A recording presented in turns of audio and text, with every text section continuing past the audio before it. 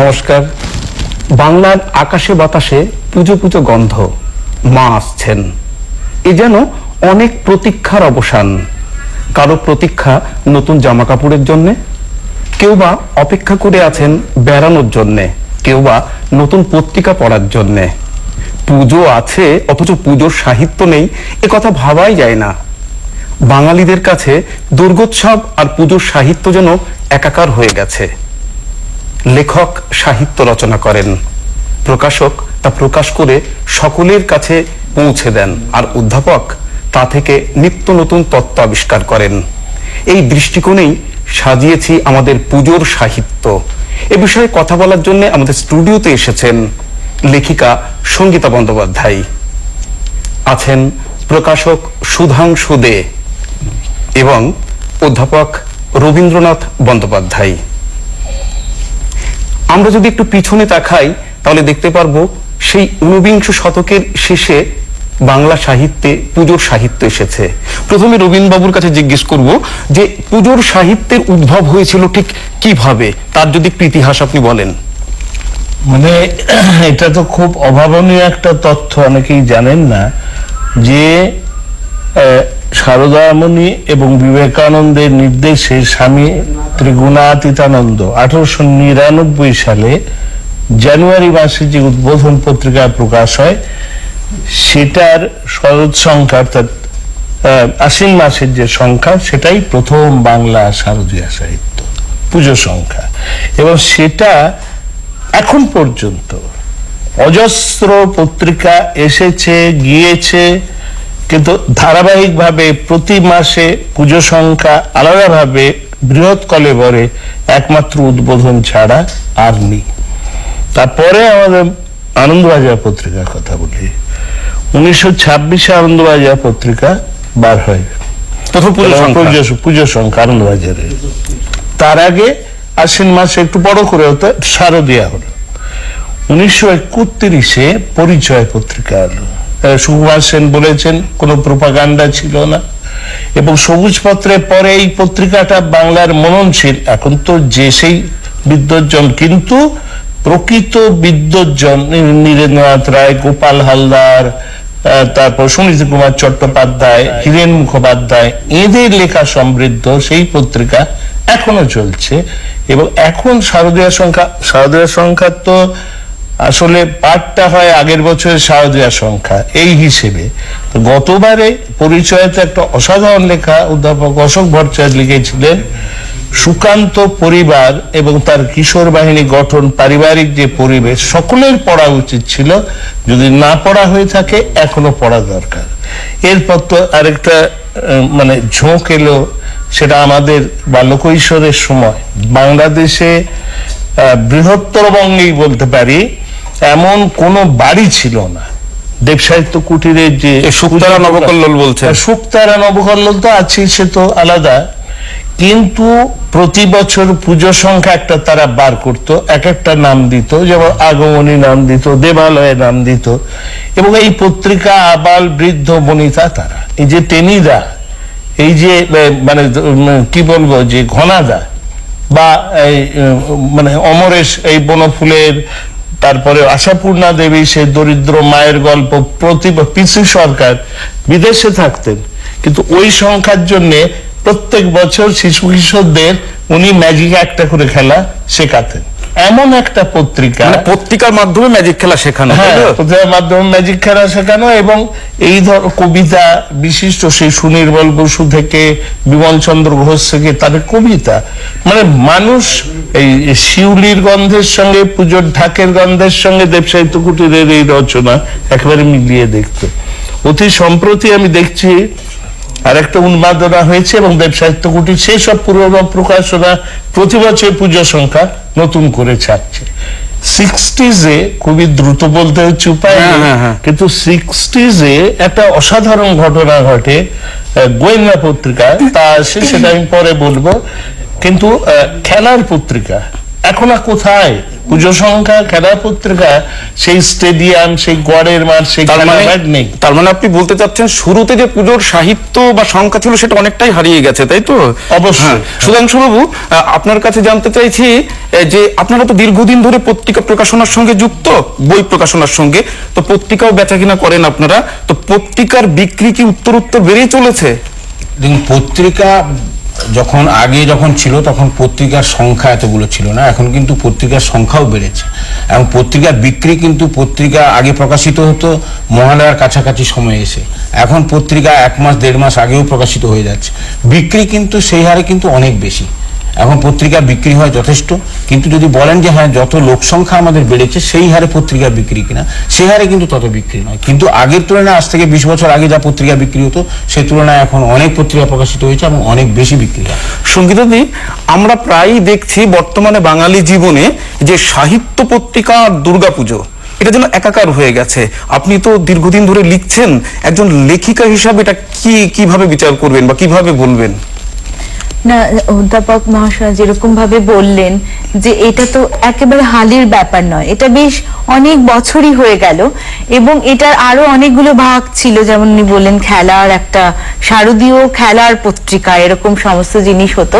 কিন্তু এখন মূল কনসেন্ট্রেশনটা হয়ে গেছে একেবারে সাহিত্য বিষয়ক পত্রিকা এবং নানা রকম প্রতিষ্ঠান থেকে যে অনেকগুলো এখন পুজো সংখ্যা, নানান নামে অনেকগুলো পুজো সংখ্যা বেরোয়। এবং এটা শুধু আজকের না, মানে এটা আমি তো বলবো যে বহু বছরের একটা ট্রেন্ড, যে পুজোর সময় জামা কাপড়ের সঙ্গে আর সব উৎসবের পুরো মেজাজটার সঙ্গে শারদীয় পত্রিকাগুলোর একটা বিরাট বড় মানে ভূমিকা রয়েছে। শারদ সংখ্যা পুজো শুরুর আগে হাতে আসবে এবং পুজোর ছুটি, আমরা যেমন পুরো ছুটিটা পুজো সংখ্যাগুলো পড়তাম, সেটা একটা বিরাট বড় আকর্ষণ ছিল, পুজোর আকর্ষণের মতোই বড় আকর্ষণ। এখনো সেটারই একটা আমি বলবো মানে এখন সেটার একটা লেজ মানে একটা টেল অংশে এসে গেছে, কারণ পড়ার অভ্যেস এখন ভীষণভাবে কমে গেছে। বাঙালি পাঠকও আমার মনে হয় ক্রমশ কমছে, কারণ অনেকে ইংরেজি পড়ছে, নতুন প্রজন্মের ছেলে মেয়েদের কথা বলছি, তাদের কিন্তু কোনো পুজো সংখ্যা নেই, তাদের সেই মানে বাঙালি কিন্তু ইংরেজিতে পড়ে কোনো পুজো সংখ্যা নেই তাদের বলে। এখনো এটা আর কি একটা রেশটা ধরে চলছে, এটা যে আর কতদিন এরম অবস্থায় থাকবে সেটা কিন্তু আমরা জানি না। রুমিন বাবু, আমরা আপনার কথাই ফিরে আসি আবার। আমরা তো 60-এর দশকে দেখেছি যে অনেক পুজো সংখ্যা বেরোতো, যেগুলো খেলার সংখ্যা, ডিটেকটিভ গল্প, ডিটেকটিভ পত্রিকা, অনেক নাট্য পত্রিকাও কিন্তু বেরোতো, কিন্তু এখন সেগুলো হারিয়ে গেছে। এর কি কারণ আছে বলে আপনি মনে করেন? একটু মজার কথা একটা বলি, আমরা যখন কলেজে অনার্স পড়তাম সেই সময় আমার এক বন্ধু বিশিষ্ট লেখক, দেশ আনন্দবাজারে লেখেন, বহু লিটিল ম্যাগাজিনে লেখেন, হীরেন চট্টোপাধ্যায়। তো আমরা দেখতাম ক্লাস শেষ হলে হীরেন আর নেই, তো অধ্যাপক অরূপ ভট্টাচার্য, আশুতোষ ভট্টাচার্যের পুত্র হীরেন এবং আমি খুব বন্ধু, আমরা দুজনে মিলে আমি আর অরূপ ফলো করলাম।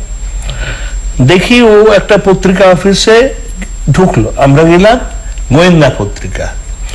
60-এর দশক, অনেকে বলে 6-এর দশক, যাই হোক 60-এর দশকেতে গোয়েন্দা পত্রিকা, কোনো বিজ্ঞাপন থাকতো না, গোয়েন্দা পত্রিকা, রহস্য পত্রিকা, রোমাঞ্চ পত্রিকা। তখন তো নিয়মিত ভাবেও কতগুলো রহস্য পত্রিকা বেরোতো, যেগুলো এখন আর নেই, এগুলো নাম বললাম, নিশি ইত্যাদি, এরকম এগুলো এই 3টে পত্রিকা মানে একটা জগৎ খুলে দিয়েছিল। এবং তাদের বুস্টারটা যেটা হয়েছিল সেটা দুজনের জন্য, একটা সত্যজিৎ রায় একজন আর একজন শরদিন্দু বন্দ্যোপাধ্যায়, ব্যোমকেশ এবং ফেলুদা শঙ্কর। মানে সন্দেশ এলো 61-তে তুমি তো গবেষণা করেছো, সত্যজিতের উপর তোমার 4টে বই গেছে। তো ওই সন্দেশ আমি লক্ষ্য করে দেখেছি যে সন্দেশে ভালো ভালো শঙ্কু কাহিনী, ভালো ভালো ফেলুদা কাহিনী রেখে দিতেন, আর দেশেতে একবার মাত্র একটা দিয়েছিলেন উনি, শারদীয়া সংখ্যাতে একটা মাত্র লেখা ফেলুদা দিয়েছিলেন, আর বেশিরভাগ দিতেন আনন্দমেলাতে, সন্দেশের বাইরে। তো তুমি একটু আচ্ছা, এটা আমার জানা ছিল না যে সন্দেশেও ফেলুদা না না, সন্দেশে মূলত বেরিয়েছিল শঙ্কুর, সেটা হচ্ছে যে প্রফেসর শঙ্কু ম্যাকাও শারদীয়া সন্দেশে প্রথম বেরোয়। আর যখন সত্যজিৎ রায় শঙ্কু বা ফেলুদা সন্দেশে লিখে বিখ্যাত হয়েছেন, তখন তো সাগরমাই বাবু নিজেই গেলেন শারদীয়া দেশের জন্য, এবং সত্যজিৎ রায় প্রথম লিখলেন গ্যাংটকে গন্ডগোল। তারপরে তো একাধিক গল্প, মানে ফেলুদার গল্প, ডিটেকটিভ গল্প চালু হয়ে গেল, এবং সেগুলো আনন্দ মেলা, এটা লক্ষ্য করো। হ্যাঁ হ্যাঁ হ্যাঁ হ্যাঁ, না না, দেশেও বেরিয়েছে কিন্তু একটা দুটো, তার বেশি নয়, তুমি জানো। হ্যাঁ, সঙ্গীতাদি, এইবারে আপনার কাছে আপনার জানতে হচ্ছে যে এখনকার যারা লেখক বা লেখিকা, হ্যাঁ, তারা লিখছেন, কিন্তু অনেক সময় দেখা যাচ্ছে বা অনেকে অভিযোগ করছে যে পুজোর সংখ্যা ঠিক জমাটি হচ্ছে না বা খুব গুরুত্ব পাচ্ছে না। এই বিষয়ে আপনি কি বলবেন? না, আমি যদি একেবারে একটা দুটো বছর ধরে নিই, তাহলে কিন্তু ঠিক বিচারটা করা হবে না। একটা মোটামুটি বিচার করতে গেলেও আমাকে অন্তত 10 বছর ধরতে হবে। তো 10 বছরে আমার মনে হয় যে মানে এরম তো আশা করা যায় না যে মুড়িমুড়কির মতো ভালো কালোজ্জয়ী লেখা বা ভালো ভীষণ উচ্চমানের লেখা তো মুড়িমুড়কির মতো হতে পারে না, সেগুলো খুবই কম হবে সংখ্যায় ধরেই নেওয়া হয়। তাহলে আমি বলবো 10 বছরে কিন্তু বেশ কিছু গুরুত্বপূর্ণ লেখা আমরা শারদীয় সংখ্যা থেকে পেয়েছি।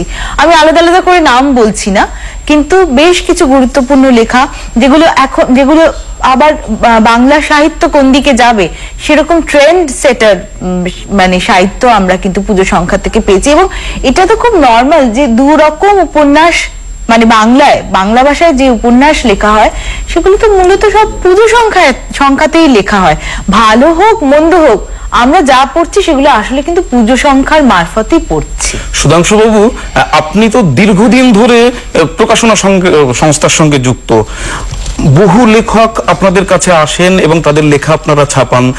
আপনি এ বিষয়ে কি বলবেন? অনেকেই তো অভিযোগ করছেন যে পুজো সংখ্যায় যা লেখা হচ্ছে তা কালজয়ী নয়, কারণ আগে অনেক কালজয়ী লেখা আমরা পেয়েছি, অনেক কালজয়ী লেখককেও পেয়েছি।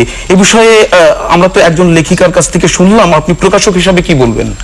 না দেখুন, পুজোর সংখ্যার সময়, যখন পুজোর সময়, এই সময় যা পত্রপত্রিকা বেরোয়, এতে কিন্তু সবচেয়ে বেশি গল্প উপন্যাসের সংখ্যাটা এই সময় বেরোয় বেশি।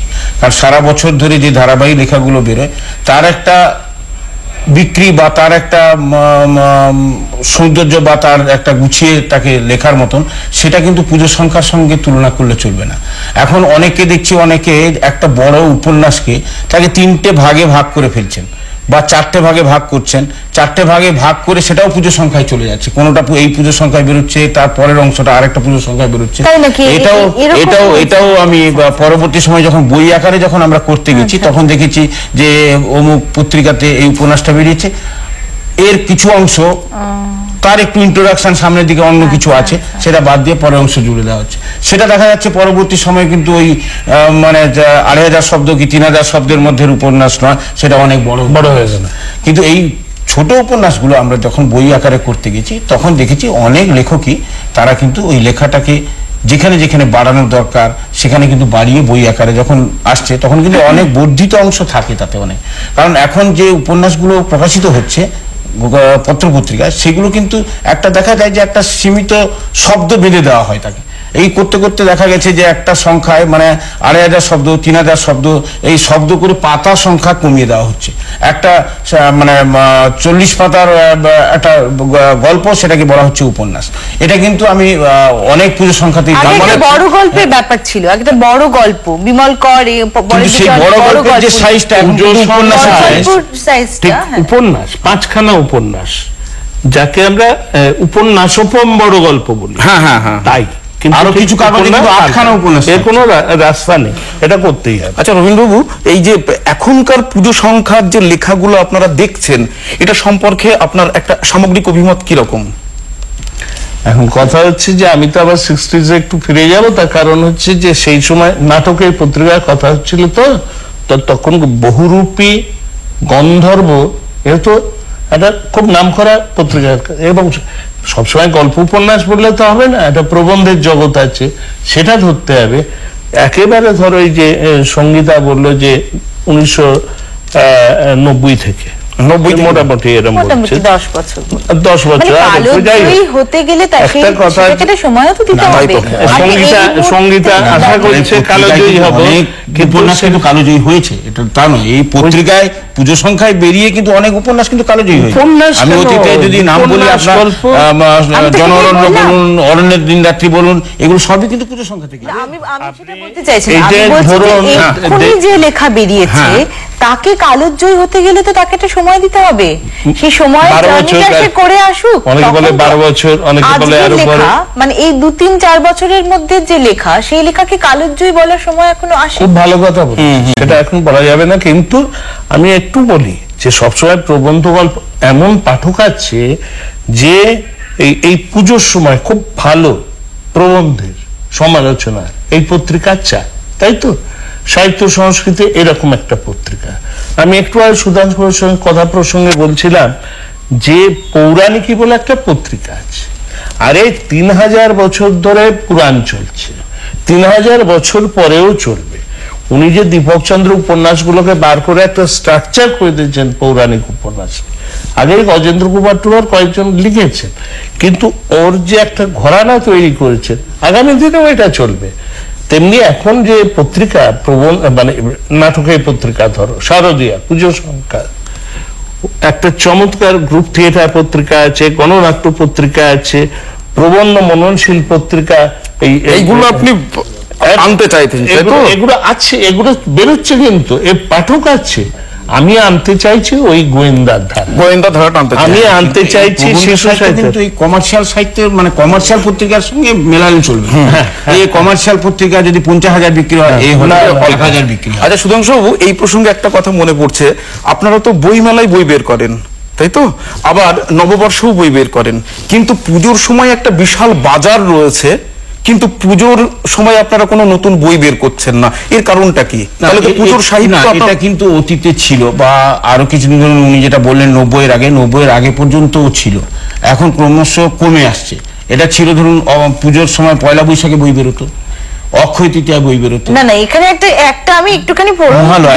কাচ্ছি, নবান্নের উৎসবের যে আচার, পুজোর উৎসবের আচার সে সপ্তাহে একসঙ্গে করে ফেললে হবে না, না। সেগুলো কতগুলো জিনিস এমন ভাবে এই যে স্টেজ বাই স্টেজ বই বেরোতো, মানে আমার কথা হচ্ছে পয়লা বৈশাখে যেরকম বই বেরোতো, লক্ষ লক্ষ পাঠকের মধ্যে মননশীল পাঠক অক্ষয় তৃতীয়া উপলক্ষে বই বেরোতো, মহালয়ার আগে বই বেরোতো, পুজো সংখ্যা যেরকম বেরোয় মহালয়ার আগেও বই বেরোতো। এইগুলো কিন্তু আস্তে আস্তে কমে যাচ্ছে, কমে গিয়ে, কারণ এই সময়ে বইগুলো চলে গেছে বইমেলা কেন্দ্রিক। যখন দেখা যাচ্ছে যে 85-86 সালের পর থেকে যখন বইমেলাটা ক্রমশ জমে উঠলো বা ক্রমশ মানুষ বেশি আসতে আরম্ভ করলেন, তখনই দেখা গেছে যে বইয়ের প্রকাশকরাও ক্রমশ আস্তে আস্তে নিয়ে চলে গেছেন বইমেলার সময় বইটা প্রকাশ করেন, কারণ তখন এত বেশি পাবলিসিটি বা এত বেশি লোককে দেখানোর মতন সময় ঠিক তখনই। ও বলছে আর একটু পেছিয়ে করুন। পেছিয়ে কেন, এখনো পয়লা বৈশাখে বই বেরোয় না তা নয়, এখনো বেরোয়। পয়লা বৈশাখে তো বই বেরোয়। এখনো মহালয়া বই বেরোয়, সেটা তুলনামূলক এবছর অনেকগুলো প্রকাশকের বই আমি দেখেছি মহালয়ার আগে প্রকাশিত হয়েছে, এখন অনেকগুলো বই বেরিয়েছে, এবং আমি আগামীতে যা দেখতে পাচ্ছি তাতে বইমেলার আগে অনেকে বই এখনই তৈরি করে ফেলেছেন।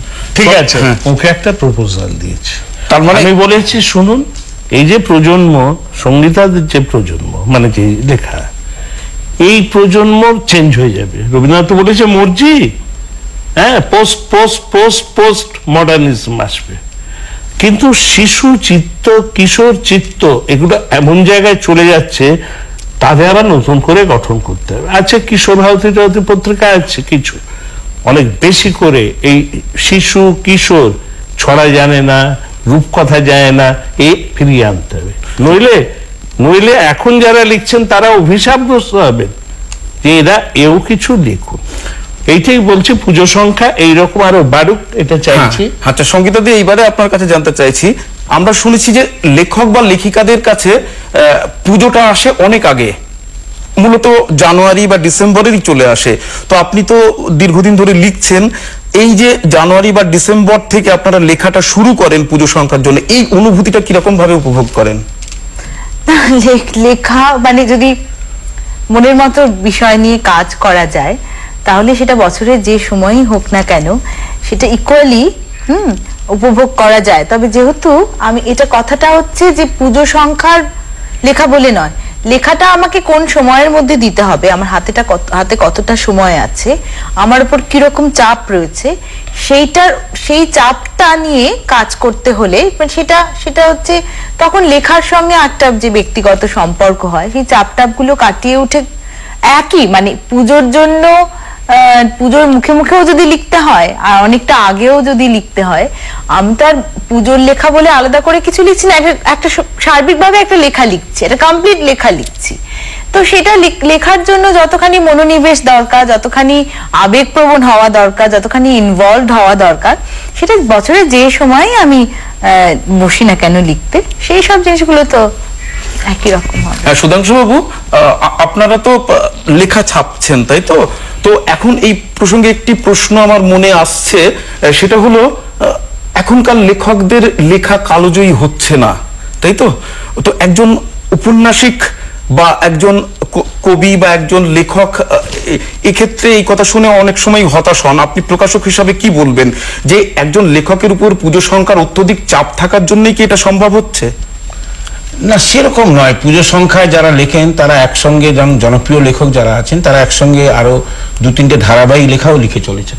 পুজোর সময় যে লেখাটা লিখছেন সেই লেখাটা আমি একটু আগে আপনাদের বলেছি যে একটা বই পুজোর সময় যেটা বেরোচ্ছে সেটা একটা শব্দ বাঁধা থাকে যে এতটা বেশি শব্দ এই পুজো সংখ্যায় ছাপা যাবে না, কিন্তু সেইটাকে আমরা যখন বই আকারে করতে যাচ্ছি সেটা কিন্তু উনাকে দেওয়ার পরে আমরা যখন কাজটা আরম্ভ করি তখন কিন্তু উনি ওর সঙ্গে অনেক কিছু যোগ করতে পারেন এবং যোগ করে কিন্তু বইটা তখন বর্ধিত আকারে দাঁড়িয়ে যায়। না, আমি যেটা বললাম, একজন লেখককে ধরুন দেখছি তিনি উপন্যাস লিখছেন, কবিতা লিখছেন, গল্প লিখছেন, প্রবন্ধ লিখছেন বিভিন্ন পত্রপত্রিকায়। তাহলে এইরকম মানসিক চাপ যদি তার না পড়তো, তিনি যদি শুধু উপন্যাস বা শুধু গল্প লিখতেন, তাহলে কি খুব ভালো লেখা লিখতে পারতেন? না, এখানে আপনি একটা ভুল করছেন। এখানে আপনাকে লেখকের মনে একটু ঢুকতে, আমি একটু বলছি। হ্যাঁ, বলুন। এই জন্য বলছি যে লেখক উপন্যাস লিখলেই ভালো হতো কিনা এটা লেখক ঠিক করবে। মানে লেখকের ভেতরে যে সৃষ্টিশীলতা, সেটার মুখগুলো তো নানা রকম হতে পারে। সেটা উপন্যাস আকারে বেরিয়ে আসতে পারে, সেটা কোনো গল্পের ধরনে বেরিয়ে আসতে পারে। তিনি কি লিখতে চাইছেন, তিনি যে খালি উপন্যাস লিখলেই তার লেখার যা আছে সেটা বেরিয়ে আসবে তা কিন্তু নয়। অনেক জিনিস, অনেক লেখা এভাবে আসে। না, আমি কিন্তু সেটা বলতে চাই, জায়গাটা সংহত করতে হবে তো পুজো সংখ্যা আলোচনা। তো সেটা হচ্ছে যে একটু ভবিষ্যৎ দেখা যাক। আমি অতীত দেখিয়েছি 112 বছর ধরে সাহস সংখ্যা বেরোচ্ছে, কিন্তু এখন বেরোচ্ছে, এখানে কনসেন্ট্রেট করে লাভ নেই। বহু লেখা সেগুলো কালোজয়ী হবে না। আবার এই যে আমি নাম করেই বলি নৃসিংহপ্রসাদ ভাদুড়ী, এই যে পুরাণের নতুন চর্চায় বললেন, এই যে থিয়েটারের পত্রিকা, এই যে প্রবন্ধের পত্রিকা, শুধু কথা সাহিত্যে ঘিরে রাখতে হবে। বৃহৎ পুঁজিও ঢুকেছে বিভিন্ন দৈনিক পত্রিকাগুলো, তারা অনেক আগের থেকে, আমরা শিক্ষকরা বেশি টাকা পাচ্ছি, ডাক্তাররা পাচ্ছেন, লেখকরা কেন পাবেন না? না পেয়ে অন্যায় হয়েছে। কিন্তু সেই জন্যই সবেরই ইন্টেন্সিভ বেড়েছে। লেখকদেরও, যে কোনো স্তরের লেখকে তাদের লক্ষ্য রাখতে হবে যে প্রজন্ম, নতুন প্রজন্ম, তারা কিন্তু তাদের ক্ষুধাটা মেটানোর জন্য কেবলমাত্র একেবারে আধুনিক যেভাবে মডার্নিজম চলছে তা নয়, তাদের অন্যভাবে শিক্ষিত হতে হবে, সেইভাবে লেখা দিতে হবে। কি বল? হ্যাঁ, সুধাংশু, আরেকটা প্রশ্ন আমার মনে পড়ছে, সেটি হলো এই যে নতুন নতুন লিটল ম্যাগাজিন বা পুরনো লিটল ম্যাগাজিন যারা আগে এক সময় লেখা বের করতো, এখনো বের করে, অনেকে অভিযোগ করছেন যে বড় বড় প্রতিষ্ঠানের চাপেই নাকি তাদের সাহিত্যের মান বা তাদের যে ব্যাপ্তি সেটা নাকি হ্রাস পাচ্ছে। এ ব্যাপারে আপনি কি বলবেন? না, এটা কিন্তু খুব গুরুত্বপূর্ণ উনি যেটা বলেছেন। আমাদের এই লিটল ম্যাগাজিন বিভিন্ন জায়গায় বিক্রির জায়গাটা তত বেশি নেই, এবং লিটল ম্যাগাজিন তো আপনি না জানলে বা না দেখলে বা না নাড়লে আপনি বুঝতে পারবেন না। আমি বইমেলার উদাহরণ দিয়েই বলছি, বইমেলার সময় আমরা লিটল ম্যাগাজিনের একটা আলাদা সেকশন তৈরি করে দিই, যেখানে আপনি গিয়ে সারা বছর যা লিটল ম্যাগাজিন সেই সংস্থা বার করেছে, সে বছরে একটা করতে পারে বা বছরে 5টা করেছে, সে কিন্তু সবটা নিয়ে কিন্তু তার টেবিলে বসে থাকবে। আমি দেখেছি যে সেখানে আমি হাজার হাজার লোককে দেখেছি গিয়ে সেই লিটল ম্যাগাজিন নেড়ে, কিন্তু কলকাতা শহরের মধ্যে ডেলি লিটল ম্যাগাজিন দেখার মতন পরিসর সেরকম কিন্তু জায়গা নেই। তবে লিটল ম্যাগাজিন কিন্তু বিক্রি হয়, এটা আমি দেখেছি বইমেলার সময়। আমি এবং খুব গুরুত্বপূর্ণ লেখা, অনেক লিটল ম্যাগাজিনে দেখেছি বেশ বহু গুরুত্বপূর্ণ লেখা বা বহু তৈরি হয় ওখান থেকে, বহু বইয়ের সমালোচনা, এটা কিন্তু লিটল ম্যাগাজিন। আপনি লিটল ম্যাগাজিন থেকে আসা অনেক লেখকের লেখা, সেটাই বলতে যাচ্ছিলাম আর কি, যে লিটল ম্যাগাজিনের লেখক যারা আজ থেকে ধরুন 10 বছর 12 বছর আগে বা 15 বছর আগে যারা এসেছেন লিটল ম্যাগাজিন, আমি কিন্তু বহু সাহিত্যিক কিন্তু এই লিটল ম্যাগাজিন থেকে তুলে এনেছি। যখন তারা তারা বিগ বিসি হাউসের নয়, কিন্তু এই তারা ভগীরথ প্রতিষ্ঠিত বলো, সাহিত্যিক এখন। স্বপ্নময় বলো, কিঙ্কর বলো, উনি তো সেই বইগুলো ছেপেছেন। সঙ্গীতাদি, এই ব্যাপারে আপনি যদি খুব সংক্ষিপ্ত ভাবে একটু বলেন যে বড় বড় সংস্থার কাছে লিটল ম্যাগাজিনের যে আজকে এইরকম অবস্থা, সে ব্যাপারে আপনি কি বলবেন? ওখান থেকে লেখক তুলে আনা যায় কিনা? না, লিটল ম্যাগাজিনে তো ভালো লেখা আমরা পাই, অনেক লেখা যেগুলো আমি যেটা বলছিলাম যে সাহিত্য কোন দিকে যাবে, তার যে সেই যে পরীক্ষা নিরীক্ষার জায়গাগুলো তো লিটল ম্যাগাজিনে অনেক বেশি সুযোগ রয়েছে সেই পরীক্ষা নিরীক্ষাগুলো করার, এবং সাহিত্য কোন দিকে যাবে প্রবাহটা, গতিপথটা অনেক সময় লিটল ম্যাগাজিন